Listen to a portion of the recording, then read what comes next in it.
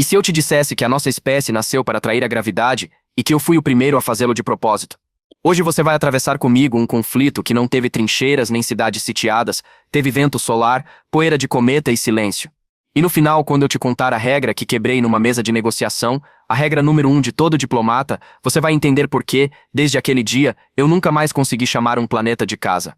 Eu era oficialmente mediador interespécies de alta complexidade. Na prática, alguém que senta entre duas verdades irreconciliáveis e tenta ensinar as duas a respirarem no mesmo ritmo. Eu vinha de Áurea 3, mundo pesado, 1.3e, cidade que te ensina a amar o chão porque o chão puxa você de volta. Cresci com meus pais dizendo, olha para onde pisa. Eu obedeci, até o dia em que os Aefrons me convidaram a pisar no nada. Os Aefrons são uma espécie que não mora, navega. Evita poços de gravidade como a gente evita depressão profunda. Vivem em caravanas de cascos porosos, jardins finos de gelo e tecido vivo que capturam átomos perdidos e luz bruta. Para eles, lar não é coordenada. É corrente. Não são nômades no sentido romântico. São nativos do vácuo. Uma mistura de biologia e técnica tão antiga que ninguém mais separa uma coisa da outra. O corpo deles carrega microsimbiontes que bebem vento solar, pele que se abre em filamentos para colher micropressão, ossos leves demais para a gravidade de um planeta sem se quebrarem de tristeza. Me mandaram negociar um acordo de acesso. No jargão do protetorado, isso significa convencer uma cultura inteira a pagar pedágio para usar aquilo que sempre foi rio aberto. O inimigo por trás do convite tinha logo bonito e sorriso branco, Consórcio Meridian, um colosso humano que monopolizava balizas de navegação pelo setor, alegando que a segurança tem custo. Quando você controla as balizas, aqueles pequenos sóis artificiais que marcam rotas estáveis, você decide quem chega, quem parte e quem paga. Meridian erguera uma teia de luz em torno das caravanas Aefron e começou a apertar. Eu cheguei à borda do falho de Cária, um cânion invisível no espaço onde campos se rasgam como seda, com um manual de sempre na cabeça, ouvir, mapear, propor solução incremental. O primeiro Aefron que encontrei se chamava Irissá. Cabelos como franjas de luz, olhos escuros que não piscavam na minha frequência. Acariciou, literalmente, o vácuo com a mão e deixou um rastro de cristais que se desfizeram em segundos. Você trouxe chão? Ela perguntou, com um sorriso que não era zombaria, era curiosidade. Eu trouxe tempo, respondi, ensaiado. Ela sentiu como quem diz vamos ver. A reunião aconteceu num pavilhão translúcido estendido entre 3 cascos da caravana. Não havia cadeiras. Havia tiras de tecido que se ajustavam ao seu peso. A cada frase que alguém dizia, um fio diferente tensionava, reequilibrando o conjunto. Eu conhecia 7 idiomas e 4 protocolos de cortesias cruzadas. Nada me preparou para discutir política onde o corpo precisa aprender a não cair. A palavra rota, para vocês, é estrada, disse Irissá, deslizando ao meu lado. Para nós é sussurro. O vácuo fala. As balizas de vocês gritam. Expliquei os argumentos de Meridian com objetividade de quem já os odiava, tráfego crescente, riscos de colisão, necessidade de padronizar corredores. Irissá não debateu, abriu a palma para o escuro. Se a sua rua fosse o rio que te alimenta, você aceitaria um portão cobrando por cada peixe? Voltei com o que um diplomata retorna quando a conversa encosta na parede, proposta de comitê misto, cogestão, revisão periódica, cláusulas de exceção. Ela ouvira aquilo antes.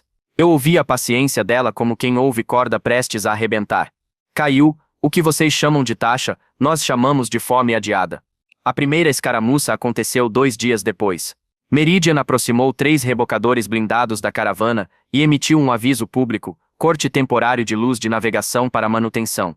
Tradução, escureceram o céu para quem deve. Sem luz, caravanas perdem sincronismo. Sem sincronismo, crianças Aefron, seres leves demais, correm risco real de se perderem em microcorrentes de pressão. O protocolo era claro, eu não intervenho em operações táticas.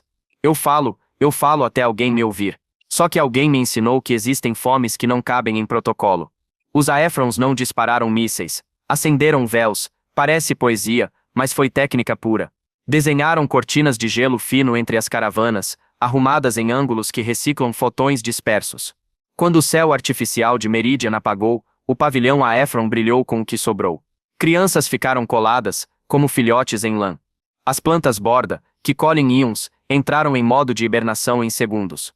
As balizas humanas se confundiram, e enquanto se confundiam, um enxame de micromotores escondidos nos véus cortou os cabos de ancoragem dos rebocadores. As naves Meridian flutuaram sem poder ligar propulsores sob pena de rasgar o tecido vivo. Uma guerra começou sem tiro. Eu liguei para o contato da Meridian, Uma diretora com voz de contrato, Damaris Orum. Vocês atacaram uma implantação crítica.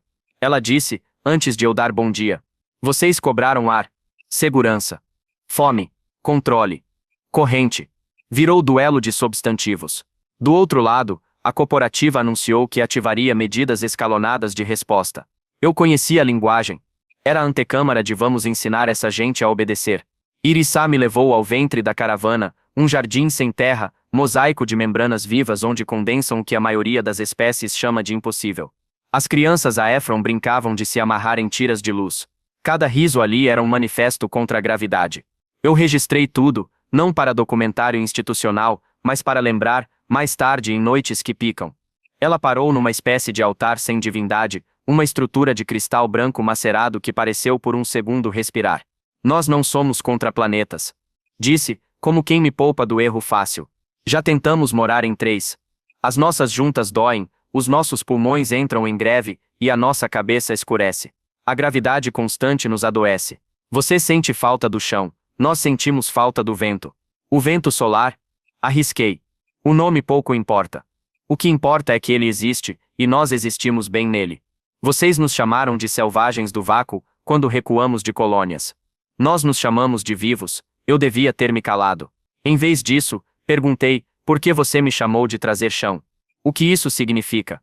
Ela sorriu com os olhos, significa que você veio vestido de gravidade. Mas caiu, você não precisa sair vestido assim daqui. Eu ri, sem saber de que, não durou.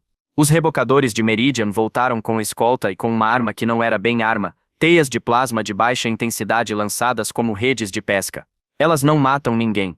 Só grudam no casco, e drenam um pouco de energia que você tem. A caravana apagou por instantes. E nesse tipo de vida, instantes são profundos.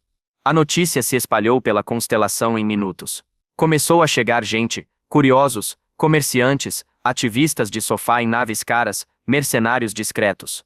O vazio ficou cheio. Os Aefrons responderam do único jeito que os mantém inteiros, guerrilha do vento. Espalharam poeira de cometa em padrões que enganam sensores, armaram sombras com minúsculas rochas para mudar microgravidade, usaram o próprio corpo como antena de campo para dobrar trajetórias sem que o inimigo perceba. Meridian chamou isso de sabotagem. Eu chamei de sobrevivência coreografada. Do lado humano, começaram as baixas do orgulho. Um capitão acionou propulsores no meio de um véu e rasgou um jardim. A caravana respondeu com uma dança que parecia fuga e era ataque, desviou o tráfego do corredor principal por 2 horas, provocando colapso logístico. Meridian apertou o discurso, terrorismo interestelar. Quando uma corporação descobre a palavra certa para te esmagar, é como encontrar a alavanca que mexe a opinião pública. Foi nessa hora que Irissá me levou para fora do pavilhão, mais longe do que eu julgava seguro para um homem treinado para amar o chão. Tira a bota. Ela disse. O quê? Tira. Ela me ancorou por 2 tiras de luz. Com a outra mão, abriu um pequeno estojo que parecia uma fruta e, de dentro como semente viva, retirou um filamento translúcido. Vocês carregam uma mentira bonita, ela falou baixo. A de que o corpo humano foi feito para chão. Parte dele foi. Outra parte, não. Os primeiros que cruzaram deserto, mar, vazio, traíram o hábito e sobreviveram. A sua espécie aprendeu a soprar vidro, aço, equações. A nossa aprendeu a tecer vento. Não somos tão diferentes. O que é isso? Perguntei, apontando para o filamento. Véu alveolar. Simbiontes. Eles escutam a pressão e modulam sua pele como membrana. Úteis para gente leve como a minha. Mas há gerações a gente sabe que alguns corpos humanos aceitam bem. Compatibilidade não é magia nem mito. É biologia. E vontade. Eu deveria ter pedido um comitê de ética, 2 pareceres, uma autorização tripla. Em vez disso, eu quebrei a regra número 1 do meu ofício: nunca se torne a pauta que você negocia. Deixei Irissá encostar o véu no meu tornozelo. O filamento se abriu, delicado, procurando poros como uma planta procura luz. Subiu pela canela, joelho, coxa, abdômen, tórax, não doeu. Fez cócegas de aprendizado. Quando chegou ao pescoço parou como se pedisse licença. Eu disse sim sem dizer sim. Respira, ela pediu. Eu respirei, e pela primeira vez o ar me pareceu grosso. Como se de repente, respirar fosse tirar uma roupa molhada. Eu entendi o que ela queria me mostrar. O véu afinou meu corpo para o vácuo. Não para o frio absoluto, não para o nada eterno, para instantes fora do casulo, micropressão, microvida. Era como descalçar a gravidade. Nos dias seguintes, virei coisa que nunca fui intermediário de ventos. Passei horas deitado em pátios de membrana, aprendendo a sentir correntes que instrumentos não aprendem. Meu corpo mudou poucos milímetros e tudo mudou muito. O véu alveolar me deu minutos lá fora sem traje. Minutos que salvam ou matam numa guerra de silêncio. Com esse tempo novo, eu pude fazer o que nenhum protocolo imaginava: conversar com a Meridian a partir de onde o discurso dela não entrava. Vocês dizem que oferecem segurança, eu disse a Damaris Orun numa chamada criptografada. Mas aqui fora, segurança é sincronia. As suas balizas bagunçam a música. A sua rede de pedágio é um desacordo. A sua poesia não paga a conta de manutenção. A sua planilha não mede fome. O protetorado tolera a Meridian porque nós garantimos previsibilidade.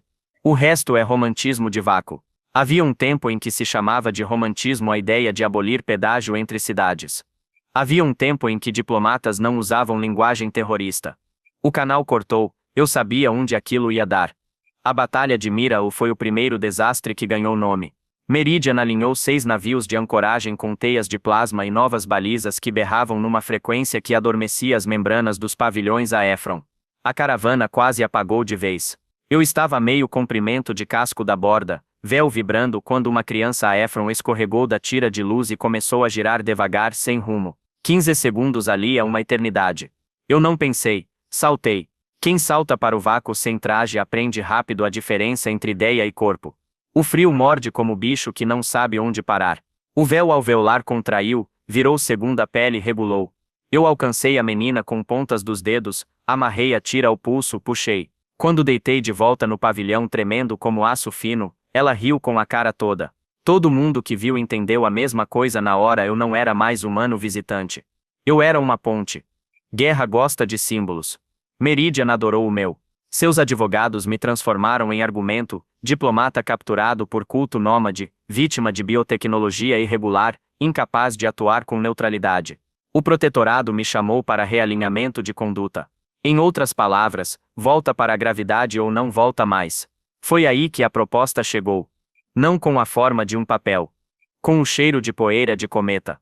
Caiu, nós estudamos a compatibilidade humana há gerações. Disse Irissá, numa calma que só quem confia no vento tem. Nós não queremos te levar. Queremos te oferecer condição. Trair a gravidade não é cuspir no chão. É entender que chão demais mata. O que vocês querem de mim? Fala com a sua gente de onde a sua gente não escuta. Ensina a Meridian que pedágio em rio é guerra. Ensina o protetorado que segurança sem corrente é fantasia. E se precisar quebrar, quebra no compasso certo. Eu quebrei. Peguei minha credencial de mediador e a transformei num verso público. Publiquei um relatório não autorizado mostrando que as balizas Meridian desviavam vento solar com field shaping para maximizar cobranças, um detalhe técnico que custava a ecossistemas inteiros de gente leve. O protetorado me exonerou em um parágrafo com verbos no passado. Meridian me processou por difamação.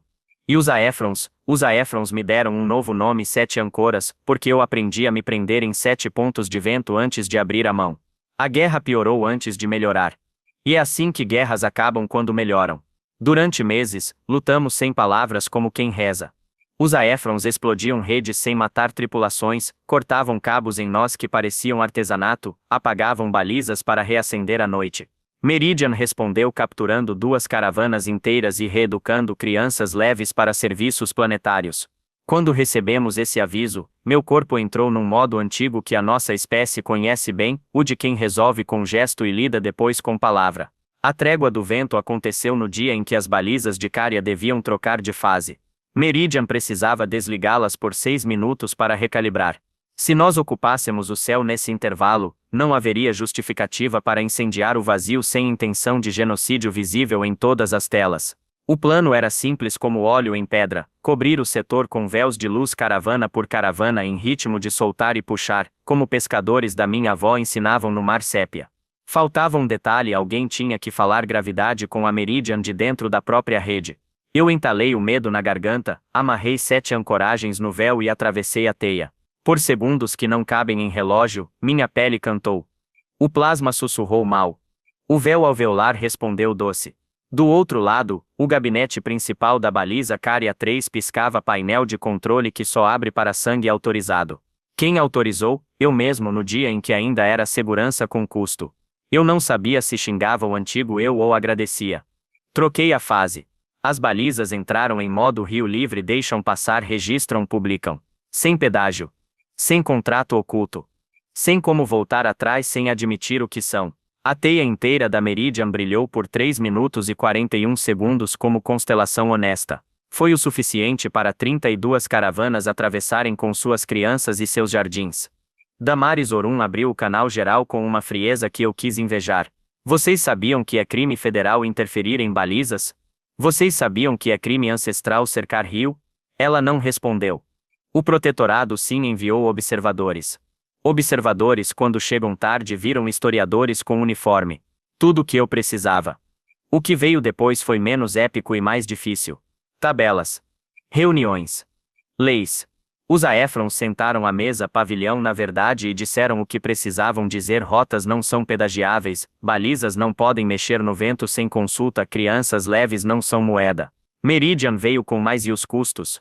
Eu já tinha a resposta, e ela era feia como toda resposta honesta: vocês vão lucrar menos e viver melhor.